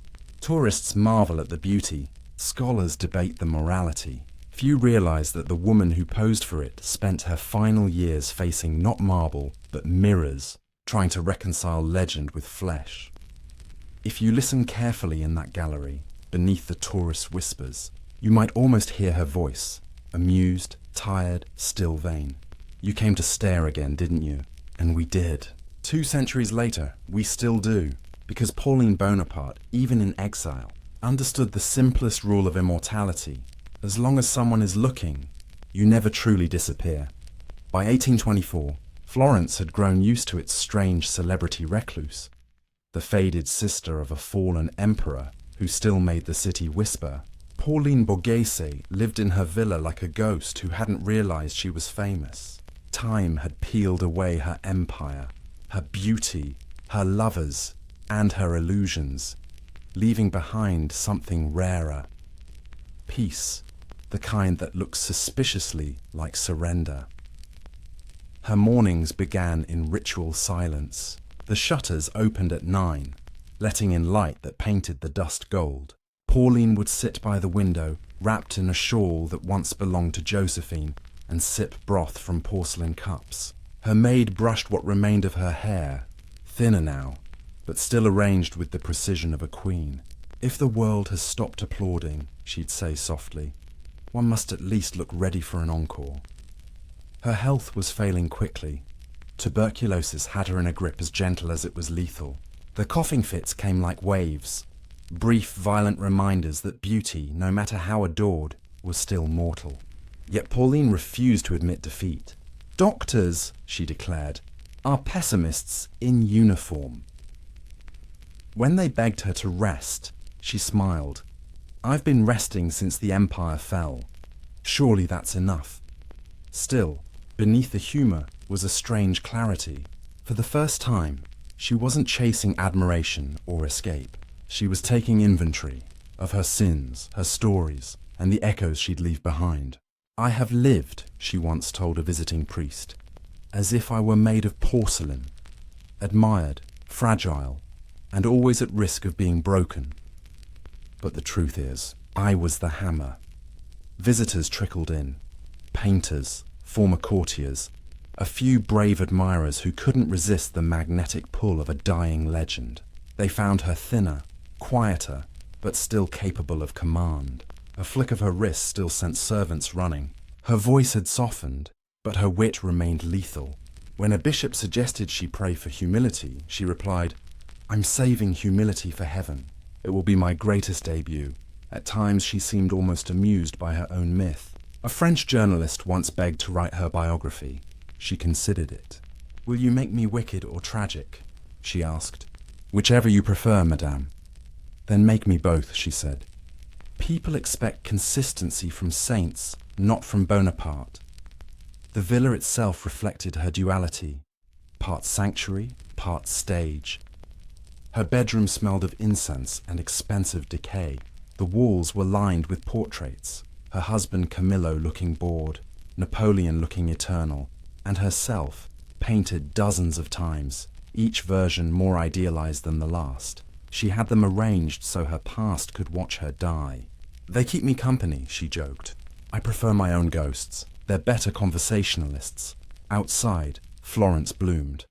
Art students sketching in piazzas, music spilling from cafes, the Renaissance reborn yet again. But Pauline lived in a smaller world now. Her room, her balcony, her bed. She rarely ventured beyond the garden. When she did, it was to sit by the fountain and feed doves with trembling fingers. Neighbours sometimes glimpsed her, pale silk against sunlight, and whispered that she looked like a statue deciding whether to breathe. Despite the illness, she remained irresistibly theatrical. On one particularly warm afternoon, she had her maids carry her chaise into the courtyard so she could attend her own farewell performance. There, under the Tuscan sun, she reclined in white silk and diamonds, sipping watered wine, announcing to no one in particular, death is merely poor timing. I still had things to wear, but solitude is honest in ways fame never is. At night, when the villa grew quiet, Pauline would ask her servant to bring a candle and read letters from her youth. Napoleon's commands, Leclerc's love notes, Canova's polite admiration, each letter a heartbeat from another life. Sometimes she'd laugh. Sometimes she'd whisper replies to the ghosts as if continuing unfinished conversations. Her relationship with religion softened into something surprisingly tender. She'd once mocked the church. Now she found comfort in its rituals. Not because she feared judgment, but because she admired its theatre. Confession, she told her maid, is just storytelling with better costumes. She confessed often, though priests left uncertain whether she was sincere or simply performing salvation as art. By spring of 1825, the illness had worsened. Her doctors warned her to prepare. For what? She asked. Dinner. Still, she began giving away her possessions, rings, portraits, silks. To her servants, she left enough money to start small shops. To her physician, a miniature portrait signed on the back, "For the man who failed to save me beautifully." Her estranged husband, Prince Borghese, visited once. He stood awkwardly by her bed, guilt wrapped in good manners. Pauline smiled thinly. "Camillo," she said, "you look exactly as I left you, confused and late." He muttered apologies. She waved them away. "Don't worry, we were both terrible at marriage, but we did it elegantly, and that's something." As summer approached, Pauline grew quieter. She stopped writing letters, stopped looking in mirrors. When her maid asked if she wanted her usual morning grooming, she said, "No, let beauty rest. It's tired." Even her vanity had found its peace. On her final day, she asked for her room to be filled with flowers. White roses, her favorite. She lay among them, breathing their scent, and murmured, "So this is what eternity smells like." The priest entered, offering final prayers. She listened, smiled faintly, and whispered, "Tell heaven to wait. I'm not finished being interesting." A few hours later, as the bells of Florence rang for vespers, Pauline Bonaparte, the scandal of Europe, the empire's wild heart, slipped quietly into history. Her funeral was small but elegant. Locals lined the streets. Gossip turned reverent. The woman once accused of corrupting morals was now praised for her grace in suffering. One newspaper called her the last blossom of an imperial garden. Another wrote, "She died as she lived, adored, misunderstood, unforgettable." Her coffin, draped in white and gold, was carried through the city she had both shocked and charmed. Along the route, artists sketched her likeness one final time. In death, she achieved the stillness she'd spent a lifetime resisting. Later, when her body was laid to rest beside her mother, someone placed a single mirror on her tomb, a final tribute from a servant who'd known her best. It reflected the sunlight for a moment, dazzling, then dimmed. And perhaps that's the perfect metaphor for Pauline's ending. A reflection fading, but never gone. Because even now, centuries later, she remains the glittering reminder that beauty, defiance, and humor can outlive even empires. She once said, "If memory is the afterlife, I shall never die." And judging by how we're still talking about her, she was right. Florence, 1825. The morning after Pauline Bonaparte's death, the city woke quieter than usual, as if even the pigeons paused mid-flight out of respect or curiosity. News travelled fast. The emperor's sister is gone. The same people who had once called her immoral now called her magnificent. The same lips that had whispered gossip now recited eulogies. That's the thing about history. Once you die, it edits you flatteringly. Her body, pale and perfect, even in stillness, lay surrounded by roses. The maids who dressed her for decades wept softly, adjusting folds of silk one last time. "She wanted to look divine," one whispered. "And she does." Outside, priests waited, rosaries clinking, their earlier sermons about vanity now replaced by murmured prayers for her soul. Rome received the news with practiced solemnity. The Vatican had condemned her in life, yet praised her in death. The Church's favourite paradox. Pope Leo XIII sent a letter calling her a woman of great charm who bore suffering with grace. Translation: she died politely. The nobility called her the marble saint of Florence, forgetting she'd spent years scandalizing half their ancestors. It was as though the world, unable to forgive her living brilliance, only learned how to adore her once she'd gone silent. Her funeral became a spectacle of contradiction. Courtiers, artists, priests, even former lovers stood shoulder to shoulder in the cathedral, staring at the casket as if expecting it to wink open. The air reeked of incense and hypocrisy. One dowager duchess, who'd once refused to let Pauline enter her salon, was seen dabbing her eyes theatrically. Someone whispered, "She mourns the error, not the woman." They weren't wrong. Pauline's death marked the symbolic end of something. Not just the Bonaparte dynasty, but a generation intoxicated by beauty and rebellion. She had been the glittering distraction of an empire. Now she was its ghost. The coffin was transported to Rome under heavy guard, draped in imperial colours. Crowds lined the roads to glimpse it, as though her passing might grant absolution for their own envy. Women dropped flowers. Men removed their hats. A child asked his mother who the lady was. "A princess," she said, "the kind who lived too much." In Rome, the procession wound toward the Borghese chapel. Marble, cold, immaculate. Her husband, Camillo, attended, wearing the expression of a man unsure if grief suited him. He knelt briefly, crossed himself, and muttered something that could have been apology or relief. The priest's voice echoed through the chapel. Dust returns to dust. But Pauline had never been good at following rules, even metaphysical ones. Because in a way, she didn't return to dust, she returned to stone. Just a few streets away stood Canova's masterpiece, Venus Victrix, her likeness immortalized in marble 2 decades earlier, reclining, serene, unapologetically sensual. The same woman the church had scolded now stared down from her pedestal, untouched by decay, untouched by judgment. Visitors who saw the statue after the funeral swore it felt alive, like her spirit had simply migrated from flesh to art. And maybe it had. That statue became her afterlife. People visited not to pray but to look. Students sketched her. Poets compared her to Aphrodite. Tourists whispered the scandalous rumor that she had indeed posed nude. Every generation retold the story differently. Sinner, muse, victim, rebel. As if they were all trying to decode a mystery she'd written on purpose. But the truth was simpler. Pauline didn't want to be perfect. She wanted to be remembered. And she succeeded so completely that even centuries later, we can't decide whether to admire her or admonish her. That uncertainty is her victory. Napoleon never learned of her death. News travelled too slowly to St. Helena, and by the time the rumour reached him, he was already too ill to care. Or maybe he did care, deeply, quietly, in that way only siblings understand. When he died the following year, his valet found a small box among his personal effects. Inside, a ring with a lock of hair and a note in Pauline's handwriting. For when you forget, you are loved.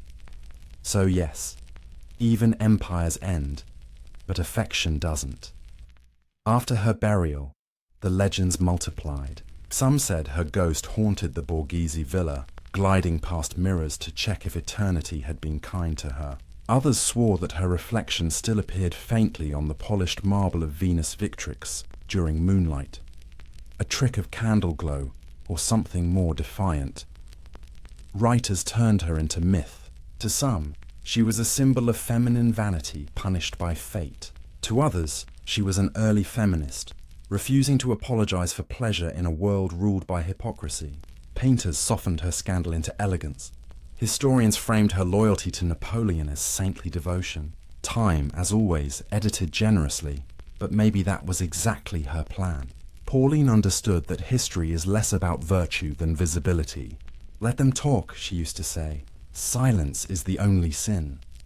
She left the world no great philosophy, no political legacy, just stories. Scandalous, luminous, infuriating stories. And in doing so, she achieved something Napoleon never could. She made immortality look effortless.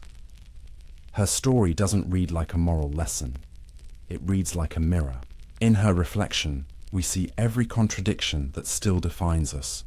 obsession with beauty, fear of desire, fascination with rebellion. She lived too vividly for her century, and perhaps too honestly for ours. It's easy to judge her from distance, but imagine being born in a world where women were trophies, then deciding, audaciously, to become the trophy everyone remembers. Pauline played the game better than anyone and broke it in the process.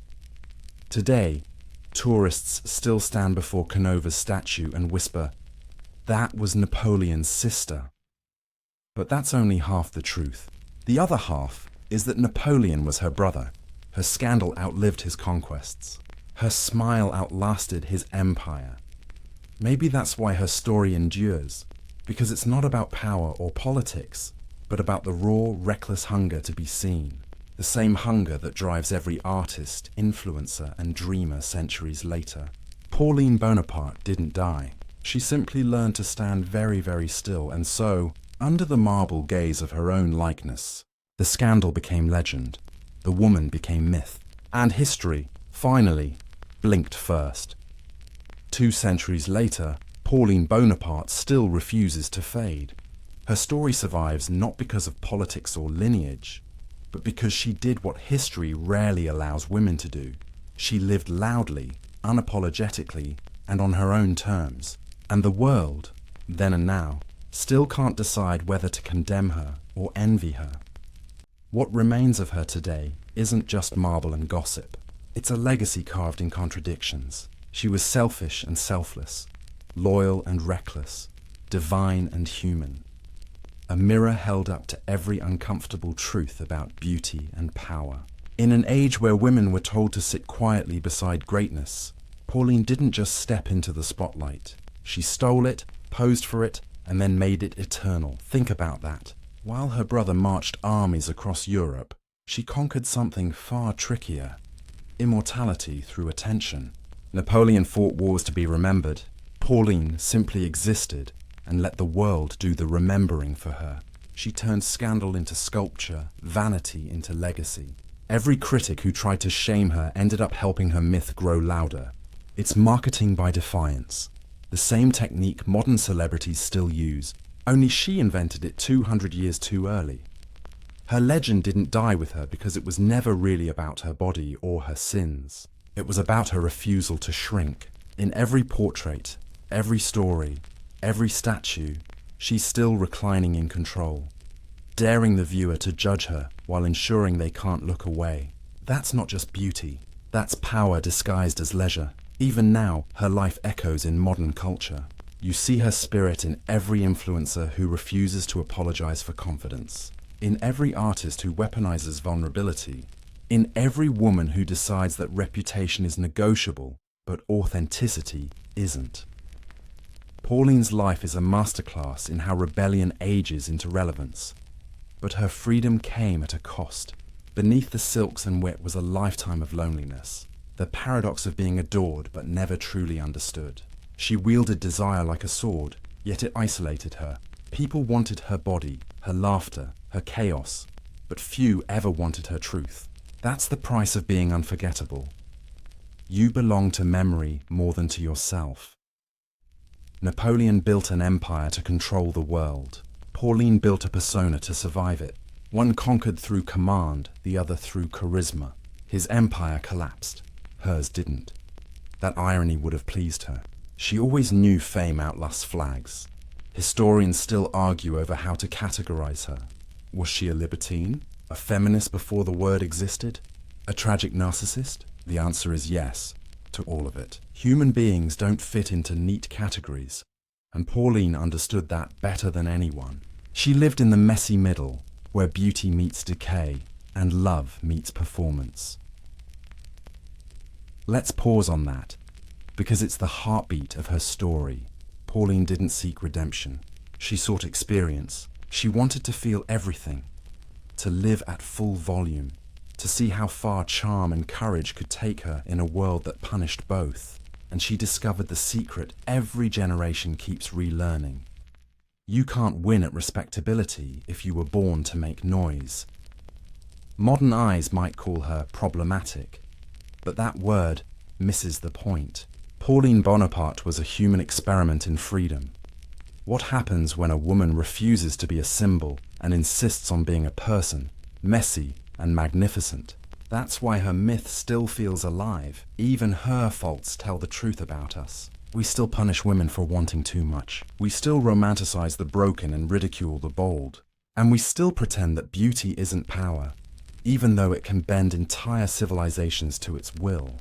Pauline saw that clearly, and she laughed at it. She weaponized it. There's a quote attributed to her, possibly apocryphal, but too perfect to ignore. "Virtue is just vanity with better press."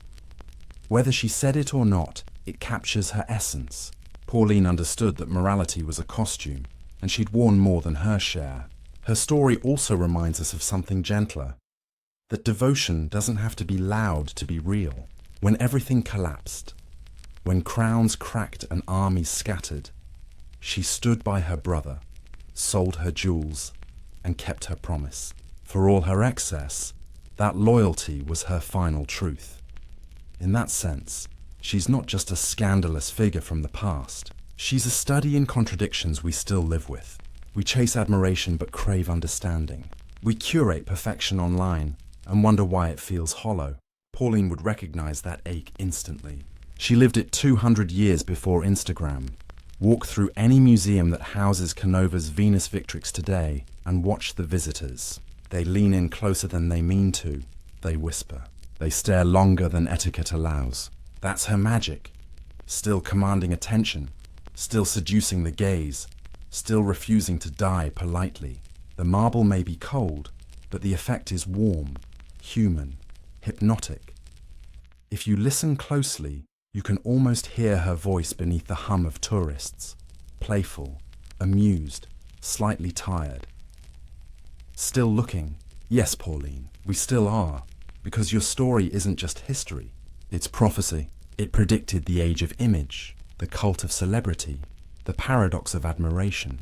She showed the world that beauty isn't weakness, it's rebellion performed gracefully. So the next time someone calls her a scandal, remember, scandal fades, myth endures, and Pauline Bonaparte became both. She lived as desire incarnate, died as loyalty personified, and remains, impossibly, the one Bonaparte history never stopped talking about. And that's her true victory. If Pauline taught us anything, it's that history isn't made only by conquerors. It's made by those who refuse to be forgotten. So if you've stayed with her story this far, do her proud, like, subscribe, and remember, beauty fades, empires fall, but a good scandal, that's forever.